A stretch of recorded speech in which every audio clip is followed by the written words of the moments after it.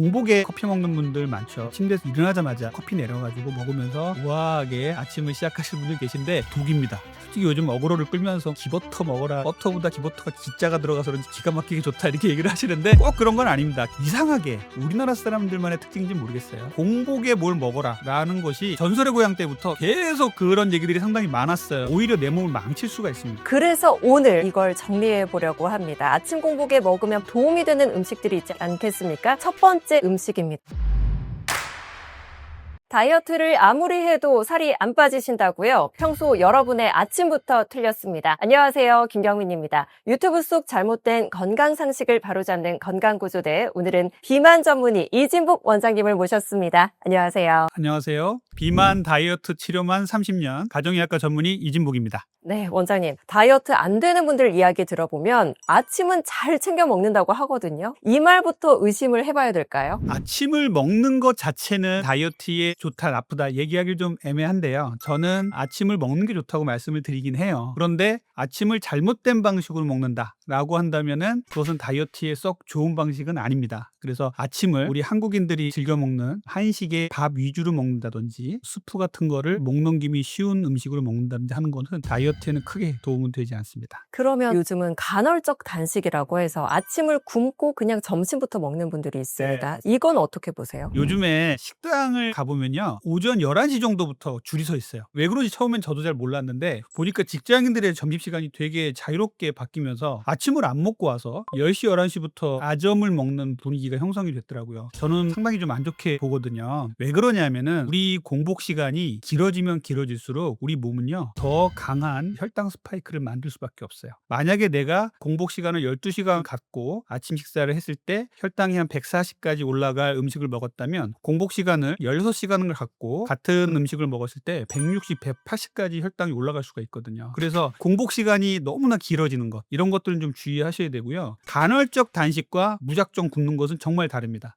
간헐적 단식은 계획적으로 굶고 간헐적 단식을 깨는 시기에 단백질과 야채를 충분하게 좋은 음식으로 잘 먹는다라는 전제 하에서 하는 게 간헐적 단식이고요. 이렇게 무작정 굶는 거, 이런 것들은 간헐적 단식, 주기적 폭식 이렇게 될 가능성이 높은 이런 상황이라고 보시면 되겠습니다. 간헐적 단식하면 사실 이미지가 굉장히 좋았는데 그 이면에는 주기적인 폭식이라는 그 말씀을 들으니까 경각심이 느껴지는데요. 공복 이후에 길다 보면 스파이크가 팍 오를 수가 있다고 하셨어요. 그러면 좀 더 주의를 해야 될 것 같은데 첫 음식을 어떻게 좀 선정을 해야 될까요? 공복 시간이 길어지는 시간에 혈당이 빠르게 오르게 되는 것은요, 흡수 속도의 차이예요. 위와 장이 싹 비어있는 상태에서 어떤 음식이 들어왔을 때 갑작스럽게 그 음식을 소화시키려고 준비를 해야 되는데, 일단은 췌장이 밤새 편안하게 쉬고 있다가 갑자기 아침에 오렌지 주스에다가 바삭하게 구운 빵을 먹었다 생각하면은 혈당이 엄청나게 치솟겠죠. 그런데 췌장에서 인슐린이 미처 준비가 안 된 상태에서 혈당이 너무 빨리 올라가는 거예요. 그러면 후닥닥 췌장에서 준비를 해가지고 인슐린을 내뿜기 시작하거든요. 이게 문제예요. 그래서 공복 시간이 오래되면 오래될수록 혈당 스파이크가 더 많이 생길 수 있다라는 말씀을 먼저 드리고요. 그렇다면 아침에 이렇게 공복이 오래 갔을 때 혈당 스파이크를 일으키지 않는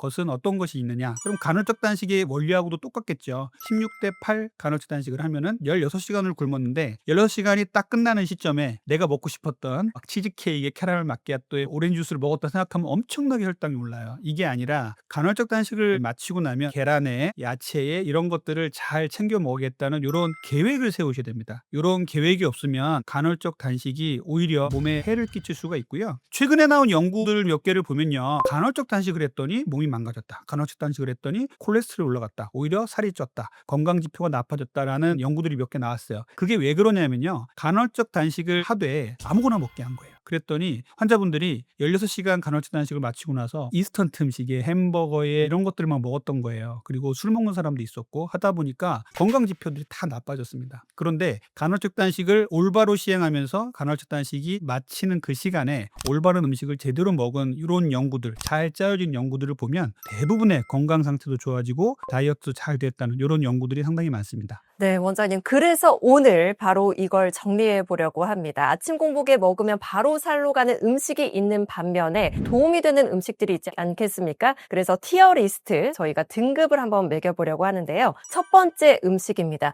요즘 유행하는 버터 다이어트에서 버터. 과연 아침에 도움이 되느냐 마느냐 등급을 한번 매겨주시죠. 버터를요, 얘기하실 때 조금 주의하셔야 돼요. 뭐냐 하면은 버터가 혈당을 하나도 안 올려요. 그러니까 혈당만 바라보면요, 아, 이거 좋은 음식이네, 다이어트에 좋겠네, 혈당 다이어트에 좋겠네라고 생각할 수도 있는데, 버터는요 지방이잖아요. 포화지방이에요. 그리고 그 안에는 좋은 성분도 분명히 있습니다. CLA라는 성분도 있고요, 뷰틸릭산이라는 성분도 있어요. 그런데 이 성분들이 내 몸이 현재 대사증후군을 앓고 있고 비만하고 고혈압, 당뇨, 고지혈증, 지방간이 많이 있는데 버터 한두 개 먹는다고 절대 건강해지지 않는다는 거예요. 그래서 다이어트에 있어서 버터, 그리고 건강에 있어서 버터, 또 콜레스테롤에 있어서 버터는요 조금 논란이 좀 있어요. 첫 번째는 콜레스테롤 얘기를 말씀드리면 LDL 콜레스테롤을 버터는 올릴 수밖에 없습니다. 그래서 내가 고지혈증이 있고 고콜레스테롤 혈증 때문에 약을 먹고 있는 분이라면은 버터는 상당히 조심하셔야 되는 음식이에요. 하지만 내가 대사증후군도 없고 콜레스테롤도 없고 혈압, 당뇨도 없는 사람인데 대사를 좀 정상화시키고 다이어트를 좀 잘 되게 해야 되는데 포만감을 주고 다이어트에 좀 도움이 되게 버터를 좀 먹겠다 하신다면요, 하루에 한두 스푼 정도는 먹어도 상관은 없어요. 그래서 이 버터는 조금은 논란이 있지만 추천을 드린다면 나쁜 음식은 아니에요. 그런데 주의는 해야 됩니다. 그렇기 때문에 B하고 C 사이에 좀 왔다 갔다 해야 되는데, 건강구조대를 보시는 분들은 주로 이제 건강에 좀 관심이 많고 대사증후군도 좀 걱정이 되시는 분들이 많으니까 C 쪽에 놓겠습니다.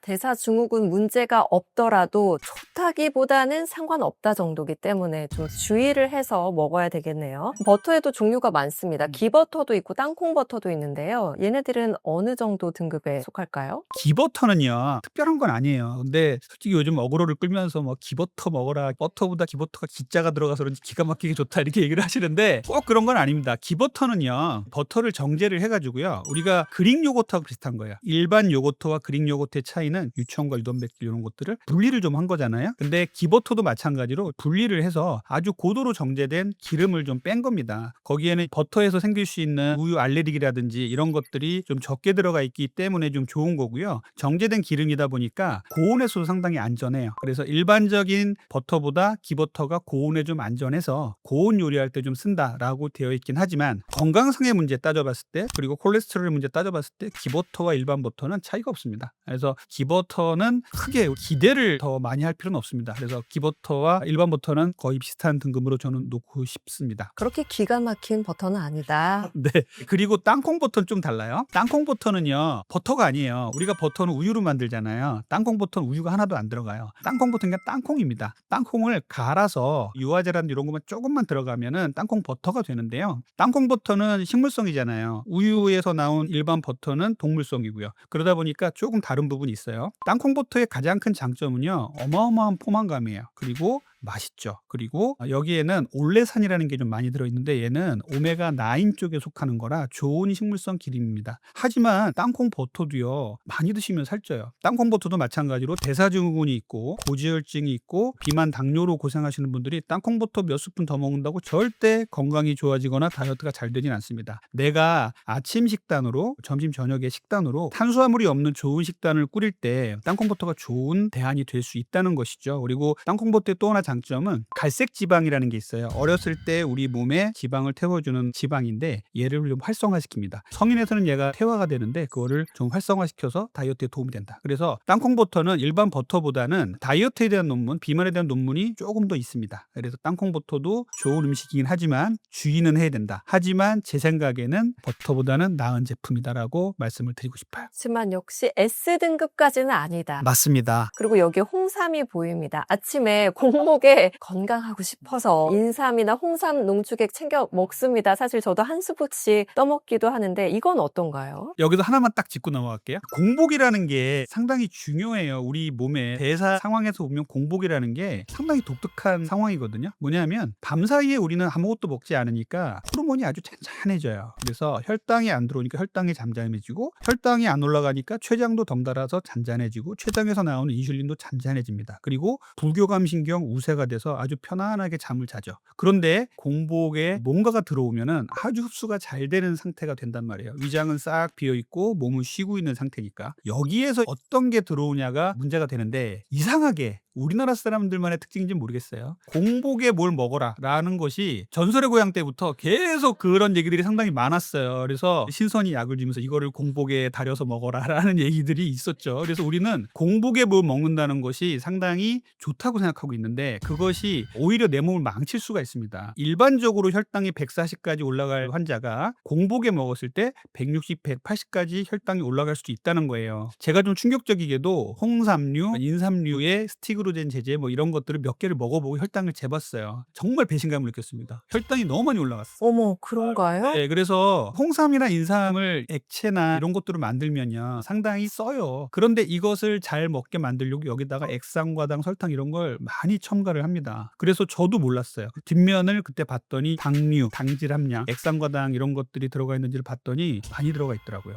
물론 잘 만든 제품들을 보면 단맛이 적고 인삼의 함량이 높고 이런 제품들이 있죠. 그런데 제가 말씀드리는 아이들이 먹는 것들, 그리고 우리가 포로 쉽게 먹게 나와서 아주 달달해서 빨고 다니면서 먹는 것들을 보니까 혈당이 상당히 높을 수밖에 없는 이런 환경이더라라는 거예요. 그런데 이것을 공복에 먹었다 그러면 마찬가지로 혈당이 160, 180까지 튈 수 있다는 거죠. 그래서 공복에 인삼, 홍삼 먹는 것들 좀 주의하셔라 말씀을 좀 드리고 싶어요. 아, 건강하려고 챙겨 드실 텐데 다들 오히려 안 좋을 수도 있다니까. 그러면 이거는 몇 등급으로 해야 될까요? 홍삼 제품은요 아침 공복에 먹을 때는 좀 안 좋습니다. 추천하고 싶진 않아요. 잘 만들어진 거는 BC 등급이 될 겁니다. 근데 제가 말씀드린 달달한 맛이 나는 홍삼, 인삼 제품들은 정말 주의하세요. 그럼 이미 집에 쟁여두신 분들은 어떻게 식후에는 괜찮을까요? 당뇨나 콜레스테롤 높지 않은 대사질환이 없는 분들한테는 괜찮겠지만 혈당에 문제가 있거나 건강을 관리하려는 분들께는 좀 추천하고 싶지는 않습니다. 그렇군요. 좋습니다. 그리고 아마 보시는 대부분의 분들이 현미밥의 나물 반찬은 워낙 건강식으로 알려져 있다 보니까 잘 챙겨 드실 것 같습니다. 다이어트 관점에서 보실 때는 어떻게 보시나요? 현미는요 상당히 좋죠. 현미는 일반 백미보다 훨씬 좋고요. 혈당 지수라는 게 있어요. 그게 낮다 보니까 혈당을 천천히 올리고 덜 도종된 거잖아요. 그러다 보니까 건강에 좋은 성분들이 많이 들어있습니다. 하지만 현미도 탄수화물이고요. 현미도 많이 먹으면 혈당을 올려요. 예를 들어 현미를 한 공기를 먹었다는 분이 백미를 먹을 때는 약 3분의 2 정도만 먹어도 비슷한 혈당이 되거든요. 그러니까 우리가 백미를 먹는 사람보다 현미를 먹는 사람이 낫다는 거는 조금 더 포만감 있게 많이 먹어도 혈당이나 건강에 큰 문제가 없다라는 생각을 일단 먼저 해주셔야 되지만, 현미도 많이 먹으면 살이 찔 수 있다라는 생각 꼭 해주셔야 돼요. 현미 저는 정말 칭찬합니다. 요즘에요 본죽에 가시면은요 비빔밥 시킬 때 현미하고 백미를 고를 수 있게 돼 있어요. 정말 추천하거든요. 그래서 드실 때 현미 위주로 드세요. 귀리밥이라고 돼 있거든요. 귀리밥 드시고 혈당을 재보면요 일반 백미하고 같은 양을 먹었을 때 혈당이 훨씬 덜 올라요. 이거 꿀팁입니다. 네. 그리고 나물은 상당히 좋죠. 나물은 우리가 혈당을 많이 올릴 이도 없고 한국 음식 중에서 그렇게 단맛에 나는 나물은 별로 없으니까요. 그런데 나물과 현미를 먹을 때도 순서를 잘 지켜주셔야 돼요. 제가 항상 말씀드린 건 체단탄, 채소부터 먼저 먹고요. 그 다음에 단백질, 지방 먹고요. 마지막에 탄수화물 드셔야 돼요. 나물과 밥을 먹는다면 나물을 먼저 먹고 마지막에 탄수화물, 현미밥을 먹어야겠죠. 그런데 현미밥을 먼저 먹어버리면 혈당은 더 많이 오를 것이다. 그래서 이렇게 순서를 지키는 거는 중요하다. 하지만 현미밥에 나물은 아주 괜찮은 조합이고요. 좋은 점수를 주고 싶어요. 현미밥은 땅콩버터 수준에 적어 놓겠습니다. 그래도 여전히 B등급에 머무는 과연 이 친구들 중에 S등급은 누가 될 것인지 궁금한데요. 이제 계란입니다. 계란은 당연히 S등급 아닐까 싶은데요. 어떤가요? 예. 계란은 정말 추천드리고 싶은 음식 중에 하나입니다. 계란은 완전식품이라고 하죠. 한 가지 음식 속에 모든 영양소를 다 가지고 있는 게 완전식품이라고 하는데요. 계란에는 비타민C하고 섬유질만 빼고 거의 대부분의 영양소를 다 가지고 있어요. 계란의 가장 큰 장점은요 소화가 잘 되는 단백질이라는 거예요. 그래서 하루에 2개 정도 먹는 건 아주 좋고요. 계란을 하나 먹으면요 단백질을 6g을 채울 수가 있어요. 2개를 먹으면 12g을 채울 수가 있습니다. 하루 한 끼당 우리가 먹어야 될 단백질 양이 2, 30g이라고 한다면요 벌써 12g 채운 거예요. 그렇기 때문에 계란 2개 정도는 아침에 먹는다면 상당히 좋은 식단이 될 수 있고요. 가장 큰 장점은 혈당을 하나도 올리지 않아요. 그래요? 네, 그래서 우리가 혈당이 높으신 분들, 이런 분들한테는 아주 좋은 단백질 공급원이 될 수가 있죠. 그리고 근육을 올리고 근력을 향상시킬 때는 상당히 좋은 음식이 되기 때문에 또 헬스 하시는 분들도 계란 많이 드시잖아요. 그래서 계란을 잘 챙겨서 드신다면 식단을 꾸릴 때 단백질을 잘 잘 챙겨 드시고 혈당을 안 올릴 수 있는 최고의 제품이라고 저는 말씀을 드리고 싶습니다. 아마 지금부터 아침 식단 바꾸실 분들 많이 계실 것 네. 같은데요. 저도 오늘 아침에 계란 2개를 삶아서 먹고 나왔는데요. 계란은 최고 등급 드리겠습니다. 축하드립니다.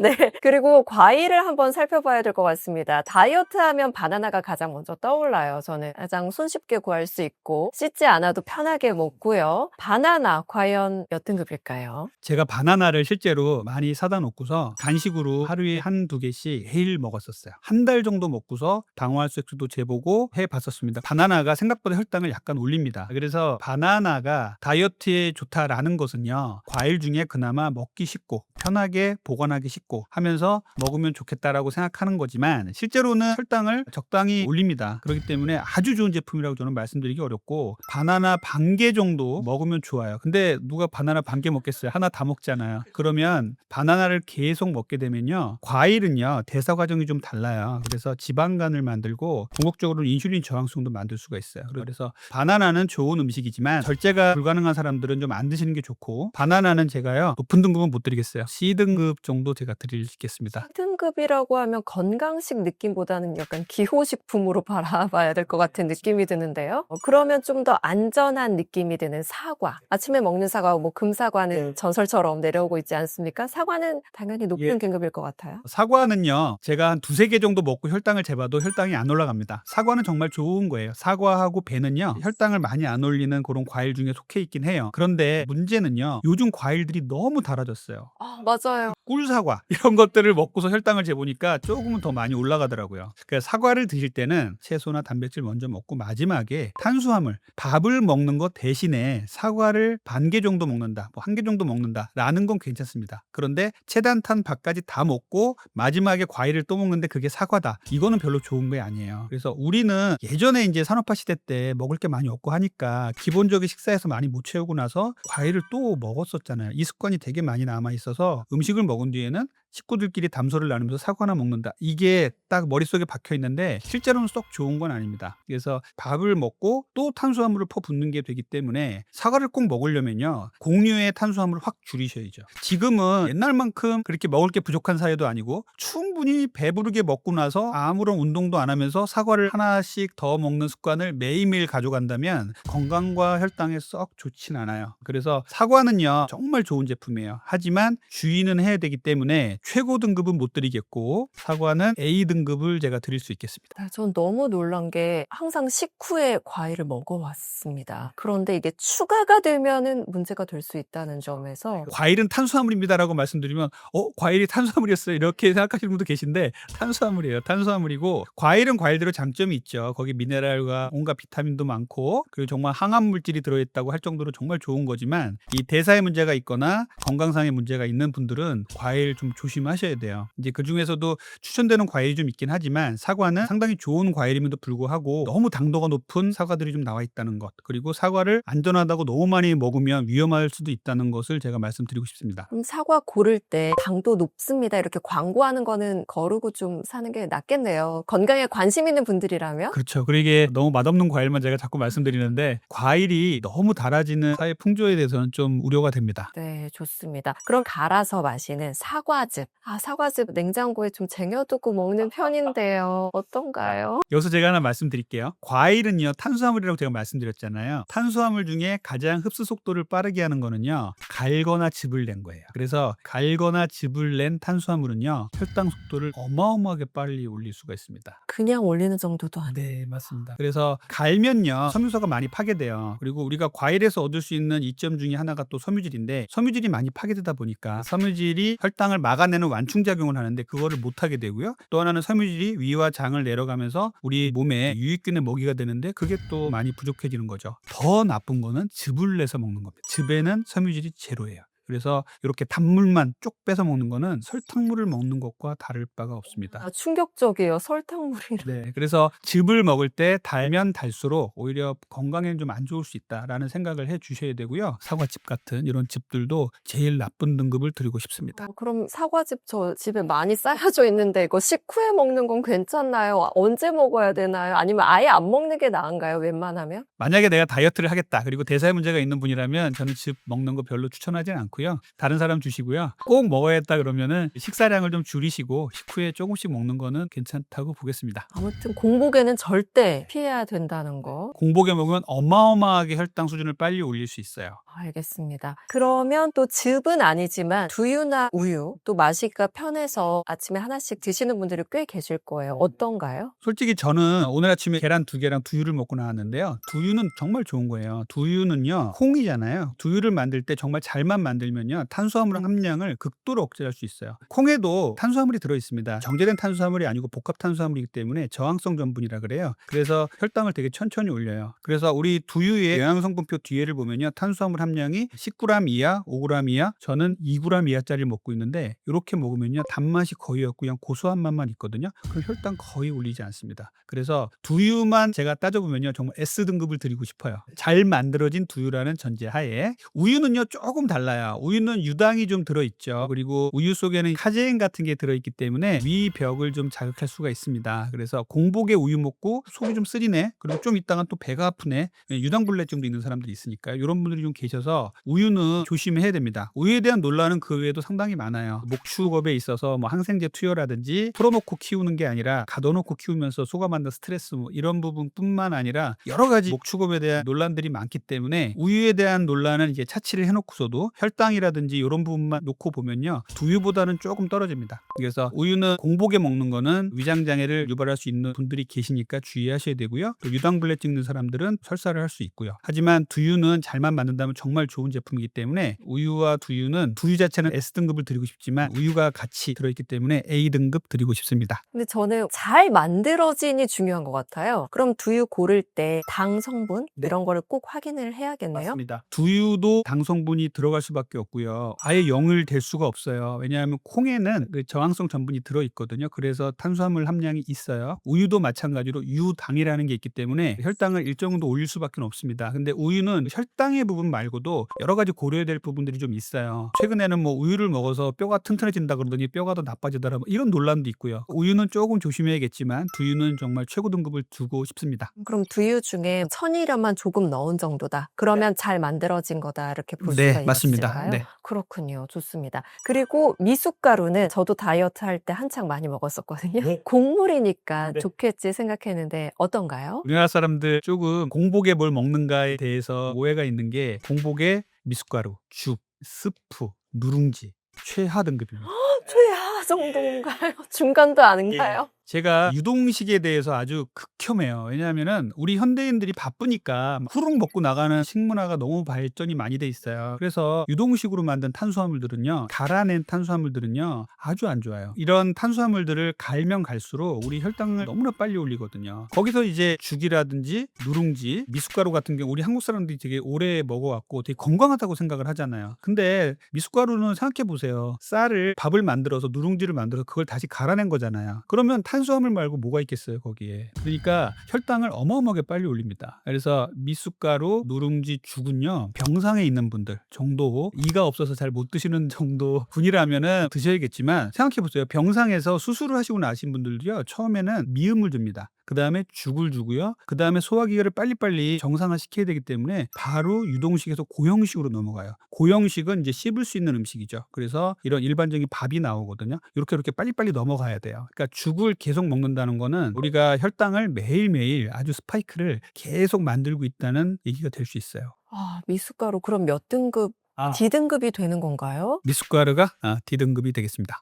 지금 저 말고도 놀란 분들 꽤 많이 계실 것 같고 집에 쟁여둔 미숫가루 어떻게 해야 되나 아마. 여기서 제가 하나만 말씀드릴게요. 갈아낸 탄수화물 얘기 많이 드리잖아요. 탄수화물을요, 갈면 갈수록 혈당이 빨리 올라요. 그 이유는 뭐냐면, 알곡이 있죠. 벼를 도정을 하면은 처음에 시커먼 현미가 나오고요. 그걸 더 도정을 하면은 백미가 나오고, 그 다음에 그걸 더 도정을 하면 가루가 돼서 떡을 만들잖아요. 이 가루 쪽에 속해 있는 게 미숫가루나 떡도 그렇고 빵, 면도 가루잖아요. 밀도 마찬가지예요. 호밀이나 통밀이 아니라 이걸 갈면은 잘 갈아진 가루가 돼서 그거로 빵도 만들고 면도 만들잖아요. 요렇게 갈면 갈수록 혈당 스파이크가 어마어마하게 생긴다는 걸 꼭 알아두셔야 돼요. 그거는 단백질이나 야채가 아니에요. 탄수화물에만 해당되는 겁니다. 특히 곡류들. 그래서 곡류를 갈아내면 갈아댈수록 우리 몸에는 좋을 수가 없습니다. 그래서 예전에는 구한말에 고봉밥을 먹는 선비들을 보면요, 누리끼리한 밥을 먹었어요. 그리고 지금도 서양에서는 건강식으로 검은색, 브라운색의 빵을 먹는데 우리는 아주 흰색의 빵을 입에서 살살 녹게 만들어서 먹잖아요. 이렇게 먹는 것은 혈당 스파이크를 어마어마하게 만들 수 있어요. 왜냐하면 도정이 되면 될수록 곡류에서 갖고 있는데 이 섬유질이 다 파괴가 돼요. 그러면 혈당 스파이크를 만들 것을 잡아줄 것을 놓치게 되는 겁니다. 그렇게 되면 혈당이 어마어마하게 빨리 올라갈 수밖에 없는 거예요. 그래서 탄수화물류는, 특히 곡류들은 갈면 갈수록 몸에 좋을 수가 없다라는 부분을 꼭 생각을 해주셨으면 좋겠어요. 좋지만 갈면 그 좋은 게 다 사라진다는 거를 기억을 해야 될 것 같은데, 그럼 마찬가지로 가루로 만든 떡도 아침에 대용으로 드시는 분들 계실 텐데 마찬가지로 안 좋은 거겠네요? 빵, 떡, 면, 과자, 액상과당 다 똑같은 탄수화물이고요. 혈당을 어마어마하게 높이는 녀석들이에요. 어머나, 또 반성을 하겠습니다. 그럼 이제 그나마 가루가 안 된 견과류는 당연히 괜찮을 것 같은데요? 씹어 먹지 않습니까? 맞습니다. 견과류는요, 추천해요. 견과류 속에는 대부분 불포화 지방산들이 많죠. 뭐 아몬드라든지 호두 이런 거 정말 좋은 것들이잖아요. 근데 이제 주의해야 될 게 있습니다. 견과류는요, 칼로리가 어마어마해요. 그래서 견과류도 많이 먹으면 건강과 대사 문제에 좋을 리가 없습니다. 그래서 견과류를 얘기할 때 한중견과라고 얘기 많이 하잖아요. 그 이유가 견과류를 그만큼만 하루에 먹으라는 소리예요. 견과류는 너무 많이 먹으면 몸에서 좋을 리가 없다. 그리고 견과류를 고를 때 또 주의하셔야 될 건 뭐냐면요, 견과류는요, 산패가 잘 돼요. 산패가 되면요, 씹었을 때 어떤 맛이 나냐면 페인트 맛 같은 게 날 수가 있습니다. 이런 건 상한 거는 바로 뱉어버리셔야 돼요. 이거 먹으면 먹을수록 우리 몸에서 발암물질로 작용할 수가 있습니다. 그래서 견과류는요, 뒤에 이제 보관 방법이 나와 있을 거예요. 냉장실에 보관해라, 아니면은 직사광선을 피해서 보관해라. 이런 것들 잘 지켜주시고 유통기한 잘 지켜서 잘 드셔야 됩니다. 그리고 씹었을 때 안 좋은 맛이 나면 바로 안 먹는 게 좋아요.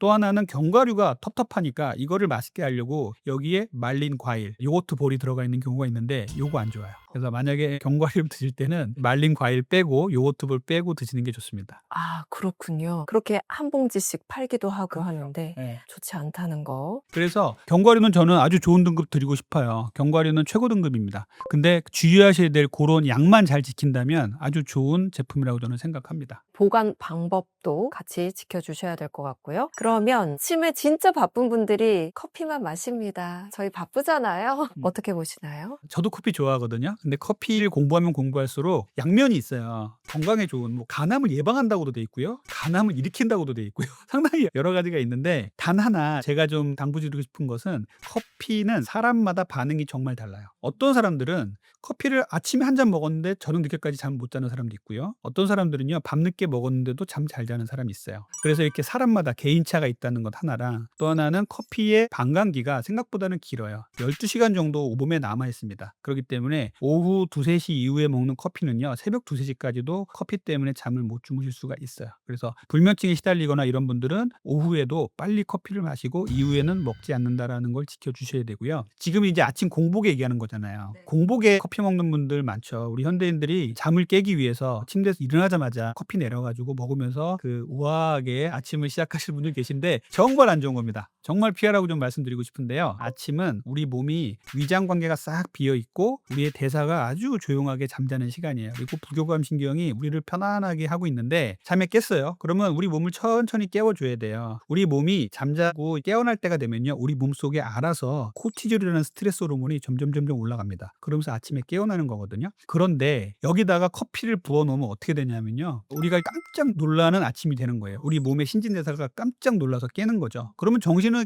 깨었다고 생각하지만 실제로 몸은요, 두근두근하고, 그렇게 되면 혈압도 올라가고 혈당도 약간 올라가고요, 모든 신진대사가 항진이 돼요. 그러면 몸에 절대 좋을 일이 없는 거예요. 이게 한두 번이 아니라 매일매일 아침에 반복된다? 그러면은 몸에 좋을 수가 없습니다. 커피는 또 하나 문제가, 공복에 먹으면요, 위도 장애가 되게 많이 생겨요. 그래서 위하고 식도 장애가 있는 분들은 공복에 커피 먹는 거 상당히 주의하셔야 되거든요. 그래서 저는 커피는 좋은데 아침에 공복에 먹지 마시라. 그리고 아침에 일어나시면 따뜻한 물 한 잔 드시고 제가 말씀드린 계란하고 뭐 콩류라든지 그릭 요거트라든지 이런 걸 드시면서 아침을 먹고요, 출근해서 8시 9시 정도 되시면 그때 커피 한 잔 드시는 건 괜찮습니다. 그런데 공복에 먹는 게 안 좋다는 말씀을 드리는 거고요. 또 하나는 공복에 나는 커피를 먹어야 화장실을 갈 수 있어. 대변을 볼 수 있어. 이런 분들이 계세요. 그래서 자꾸 커피를 공복에 자꾸 드시려는 분들이 계신데 맞습니다. 공복에 커피를 먹으면요. 클로로겐산이라는 게 들어있어서 그리고 우리 몸의 교감신경도 같이 자극이 되니까 대변을 볼 수가 있어요. 그런데 대변을 위해서 우리 몸의 신진사를 망가뜨릴 필요는 없잖아요. 그래서 제가 하나 팁을 드리자면 아침 공복에 커피는 먹지 마시고요. 대변 때문에 내가 꼭 커피를 먹어야겠다. 이런 분들이 계시면 식사 다 하시고요. 식사 마지막에 디카페인 커피를 드십시오.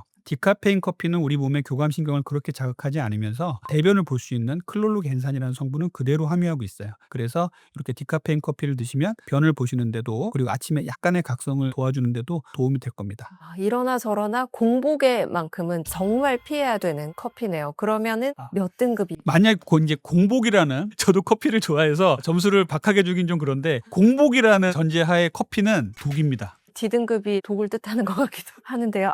그렇군요. 진짜 놀란 분들 많이 계실 것 같습니다. 그러면 씹어먹는 것 중에 이렇게 살펴보니까 감자랑 고구마가 남아있네요. 네. 감자, 고구마는 뭐 옛날 예적부터 식사 대용으로 이거 쓰여왔으니까요. 감자보다 고구마가 다이어트에 좋다 뭐 이런 얘기도 나오고 막 그러죠. 그런데 감자, 고구마도 탄수화물이고요. 전분이에요. 그래서 입에서는 그렇게 달게 느껴지지 않지만 먹는 순간 일반적인 탄수화물과 다를 바 없이 우리 몸에 흡수가 됩니다. 그래서 찐 감자, 찐 고구마 이런 것들을 살펴보면 혈당을 어마어마하게 올리고요. 예를 들어 고구마를 좀 살펴보면요. 고구마가 되게 재밌어요. 뭐냐면 생고구마는요. 아주 GI 지수가 낮고 당 수치도 많이 안 올리고 섬유질도 그대로 먹을 수 있어서 상당히 좋습니다. 다이어트에 좋아요. 적당량만 먹는다면. 그런데 이제 찐 고구마로 넘어갈수록 이제 좀 주의를 하셔야 돼요. 찐 고구마는 혈당 지수가 조금씩 올라가기 시작해요. 그래서 찐 고구마는 반 개 정도 먹으라고 말씀을 드립니다. 근데 어떻게 그게 되나요? 찐 고구마 반 개 먹으려고 고구마 삶는 사람이 어디 있어요? 그러기엔 너무 맛있어요. 네, 그래서 고구마는 한 번 입에 대면 두세 개를 먹기 때문에 고구마를 이제 중간 크기로 반 개 정도 저는 먹으라고 말씀드리는데 그렇게 먹는 분들 전 거의 못 봤어요. 그래서 그렇게 먹으시려면 차라리 고구마를 손을 안 대시는 게 낫다라는 말씀을 드리고요. 군 고구마로 넘어가면요. 어마어마하게 나빠집니다. 더 나빠지나요? 아주 단맛이 강해지잖아요. 그러면서 혈당 지수를 엄청나게 빨리 올려요. 여기다 또 말린 고구마로 가면 더 나빠집니다. 그래서 군 고구마, 말린 고구마, 튀긴 고구마까지 가면요. 이 엄청나게 나빠질 수 있다는 거 말씀을 드리고요. 생고구마랑 찐 고구마 반 개 정도는 허가할 수 있지만 그 이후로는 안 드시는 게 좋다라는 말씀을 드리고 감자는요. 식사 대용으로도 좋고 반찬도 많이 만들어 먹잖아요. 그런데 감자가 혈당을 많이 올립니다. 그런데 감자가 참 독특한 게 뭐냐면요. 포테이토 칩이라 그래가지고 햄버거에다 나오는 튀긴 감자 있잖아요. 얘가 엄청나게 문제를 많이 일으켜요. 고구마보다는 감자 쪽에서 얘를 튀겼을 때 당독소라든 이런 것도 엄청나게 올라가고요. 트랜스지방 함량 그리고 발암물질까지 생깁니다. 그래서 이 감자를 생으로 먹거나 삶아서 먹는 것까지는 적절히 드셔라라고 말씀드리지만 굽거나 튀기거나 특히 튀긴 감자는요. 정말 주의하셔야 돼요. 이거는 아이들이 많이 먹는다면 좀 말려주셔야 됩니다. 튀긴 감자는 혈당도 많이 올릴 뿐더러 당독소와 발암물질을 함유하고 있어요. 그래서 상당히 조심해야 되는 음식입니다. 그래서 아침 공복에 고구마나 감자는 생으로 먹는다면 그래도 괜찮지만 굽거나 튀기거나 가면 아주 안 좋아지기 때문에 선택의 여지는 분명히 있습니다. 그래서 D보다는 저는 이제 C등급 쪽에 드리겠습니다. 그런데 생고구마 외에는 뭐 거의 답이 없네요. 안타깝습니다. 그렇다면 다이어트의 꽃이라고도 불리는 오트밀. 오트밀은 뭐 당연히 안전하게 S등급 아닐까? 그런 생각 드는데요. 오트밀에 대해서 할 얘기가 좀 많습니다. 오트밀은요. 탄수화물을 갈아 먹으면 안 된다는 이런 거에서 상당히 주의해야 되는 음식이에요. 오트밀은요. 정말 좋은 음식입니다. 통오트밀. 요것은요. 혈당 지수가 정말 낮고요. 곡류 중에서는요. 단백질 함량이 제일 높아요. 그래서 근육 만들 때 오트밀 정말 좋거든요. 그리고 베타글루칸이라든지 아주 많은 영양소들이 많이 들어있어서 아주 미네랄의 보고예요. 상당히 좋아요. 그런데 오트밀을 제대로 먹으려면요. 상당히 까다로워요. 여러분 오트밀, 압착 오트밀 드셔보신 적 있으신지 한번 물어보고 싶어요. 압착 오트밀을 불리지 않고 그냥 먹어보면요. 종이장 씹는 것 같습니다. 입에서 넘어가질 않아요. 그래서 오트밀을 제대로 먹으려면 갈지 말아야 됩니다. 그러면 귀리밥, 불린 오트밀, 압착 오트밀로 먹어야 돼요. 이게 쉽지가 않은 거예요. 그러다 보니까 오트밀은 좋은데 그거를 먹으려고 이거를 갈아서 또 액상으로까지 만들어서 나온 제품들이 요즘 되게 많이 나와 또 있는데 미역국에도 넣어서 같이 먹거든요. 맞습니다. 근데 이렇게 갈아낸 오트밀 또 액상으로 만든 오트밀은요 그냥 식품이에요. 건강식품, 다이어트 식품 아닙니다. 그러니까 다이어트나 건강을 위해서 내가 오트밀을 먹겠다 그러면요, 귀리 밥을 만들어 드셔야 돼요. 귀리 밥은요 톡톡 터지고 되게 재밌어요. 그리고 맛도 있고요. 그렇게 만들면 됩니다. 근데 그렇게 만들기 쉽지 않죠. 그리고 서구에서 오트밀을 제대로 먹을 때는 어떻게 먹었냐면 그릭 요거트에다가 통 오트를 넣어서 냉장고에 하룻밤 불립니다. 그러면 아침에 보면요 통통하게 불어 있어요. 그걸 같이 먹는 거예요. 미역국에다가 통오트나 통귀리를 넣어서 먹는다면 아주 좋은 거죠. 근데 그걸 갈은 것들을 거기에 넣어서 먹는다면 별로 좋은 건 아니에요. 그래서 오트밀은 탄수화물의 식당 스파이크를 얘기할 때 항상 논란의 중심이 있습니다. 그래서 오트밀 하면 상당히 좋은 건데 왜 먹지 말라 그래요? 이렇게 얘기를 하시는 분들이 계신데, 제가 실제로 갈아낸 오트밀 그리고 액상으로 된 오트밀을 먹고 혈당 스파이크가 올라가는 걸 보고서 깜짝 놀랐어요. 그래서 이런 것들을 환자분들께 꼭 말씀을 드리는데, 오트밀은 반드시 갈지 말고 통으로 드셔야 된다. 아침 공복에 통오트를 제대로 먹고 갈아내지 않았다는 의미에서만 바라본다면 아주 좋은 등급을 드리고 싶어요. 그래서 A등급을 드리겠습니다. 가루가 되면 D등급 되는 건 거죠? CD등급으로 내려옵니다. 아, 그렇군요. 그러면 꿀물은 어떤가요? 술 한 잔 한 다음날 꿀물 마시거든요. 이게요, 공복에 이걸 먹으면은 좋다라는 거에 많이 들어가 있어요. 꿀, 공복에 꿀 먹고 시작하시는 분들 계신데 정말 저는 말리고 싶습니다. 하지 마세요. 우리 몸은요 자연에서 나온 꿀이라고 좋다고 우리는 생각하잖아요. 사람들은 인공적으로 만든 건 나빠, 그래서 액상과당은 나쁜 거고 꿀은 좋은 거야 하고 얘기하면서 꿀을 자꾸 뭐 그릭 요거트에서 타먹고 막 타먹는 사람들이 있는데, 그렇지 않아요. 우리 몸은요 액상과당하고 꿀의 당분을 구별을 못합니다. 물론 꿀에 좋은 성분들이 몇 개 있어요. 미네랄이라든지 꿀에만 있는 성분들이 있는데, 그거를 흡수하기 위해서 꿀을 먹는다는 건요 너무 큰 우리 몸에 손실을 주는 거예요. 그래서 꿀을 공복에 액상으로 먹는다는 건요 혈당 스파이크를 일부러 만드는 행위입니다. 앞에 나온 인삼, 홍삼 그 단맛 나는 것들을 공복에 먹는 거하고 똑같아요. 저는 정말 말리고 싶은데 요즘에 이상하게 꿀물을 공복에 먹으라는 그런 사람들이 좀 계셔서 정말 저는 말리고 싶어요. 공복에 꿀물 먹고 혈당을 한번 재보십시오. 설탕물 먹은 거하고 똑같이 혈당이 올라갑니다. 그래서 꿀도 마찬가지로 최하 등급을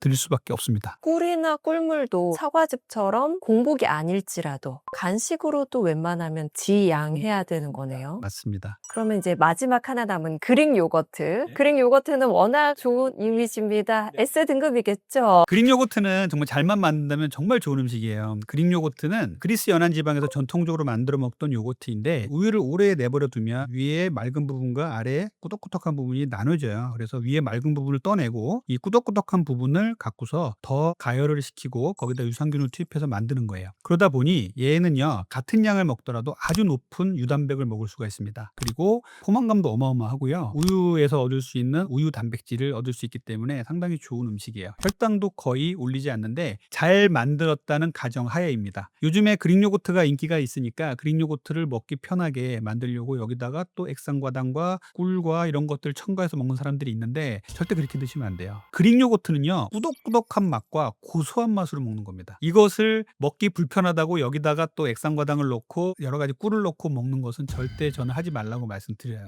그래서 그릭 요거트도 마찬가지로 우유에서 나온 거기 때문에 당 성분이 없을 수는 없습니다. 그릭 요거트도 이제 뒷면에 영양 성분표를 보면 탄수화물 함량이 10g 이하, 5g 이하 이런 게 있어요. 5g 이하짜리가 아주 좋은 것들이 많이 나와 있거든요. 그래서 그릭 요거트를 우리가 잘 골라서 먹는다면 최고의 음식으로 저는 치고 싶어요. 그런데 말씀 들으면서 좀 찔린 게 네. 그릭 요거트만 먹는 게 힘들어서 정말 꿀과 과일을 넣어서 먹었는데요. 그럼 그릭 요거트만 먹기 힘든 분들은 뭐랑 먹었을 때 좀 조합이 괜찮을까요? 그릭 요거트는요 과일은 그래도 괜찮아요. 근데 꿀 같은 거 들어가면은 혈당을 많이 올리고 안 좋거든요. 그래서 시럽이라든지 꿀 섞지 마시고요, 사과라든지 블루베리 같은 것들을 넣어 드시면 좋거든요. 그릭 요거트에다가 블루베리를 섞어서 먹는 것을 저는 제일 많이 추천을 드리는데, 블루베리도 많이 먹으면 혈당을 좀 오르게 할 수 있으니까 블루베리를 적당량 넣어서 그릭 요거트하고 먹는다면 아주 좋은 제품이 될 수가 있어요. 그래서 저는 잘 만들어진 그릭 요거트라는 전제하에 그릭 요거트는 최고 등급 드리겠습니다. 네, 그릭 요거트까지 S등급에 올랐습니다. 이 순위를 보면은 아마 많은 분들이 와, 나는 완전히 반대로 이렇게 인삼 홍축에 먹고 D등급부터 먹고 했네라는 분들 계실 것 같은데요. 마지막으로 다이어트 이번에 꼭 성공하고 싶은 분들을 위해서 내일 아침에 딱 하나만 바꾸세요 말씀해 주신다면 어떤 말씀 해주고 싶으세요? 여러분들이 하루에 먹는 음식 또 아침에 먹는 음식을 한번 생각을 해보시고요. 그중에 채소는 어떤 것이고 탄수화물은 어떤 것이고 단백질은 어떤 것인가를 한번 구분을 해보세요. 그중에 내가 먹는 음식 중에 S등급에 있는 계란이라든지 견과류 그리고 무가당 그릭 요거트가 있다면 이거를 먼저 드십시오. 그리고 제일 중요한 것은 아침에 일어나서 물 한 잔 먹고요. 단백질과 야채를 먹는 거예요. 이것을 매일매일 실천을 하시면은요. 점심 때까지도 포만감이 가서 탄수화물을 먹을 일이 적어지고요. 근육을 지키고 건강을 유지하는 데 상당히 큰 도움이 될 수 있습니다. 네, 오늘 보고 계신 분들이 이 표는 캡처를 좀 해두시고 보시면서 식단을 짜시면 좋을 것 같습니다. 네, 저희는 잘못된 건강 정보를 바로잡는 그날까지 계속해서 여러분의 건강을 구조하겠습니다. 고맙습니다.